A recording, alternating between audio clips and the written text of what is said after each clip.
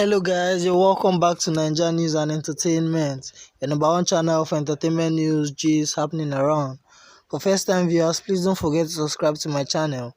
Also hit on the bell button to get notification when a new story drops.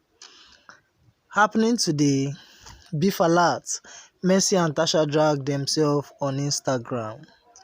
From BBNaija to real life, nothing shows that peace will ever reign between Tacha and Mercy.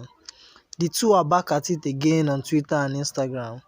Not long ago, Mercy a.k.a. Mercy Lambo organized a housewarming through which she announced she's set to launch her all-new TV reality show.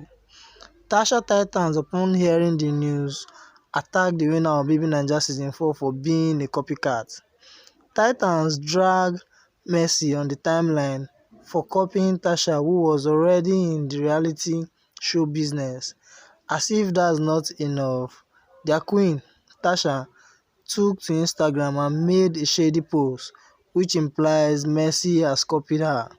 Mercy saw the shade and replied with a tweet to back her defense. She shared the tweet she wrote on 4th January 2020 saying she will be having a reality show.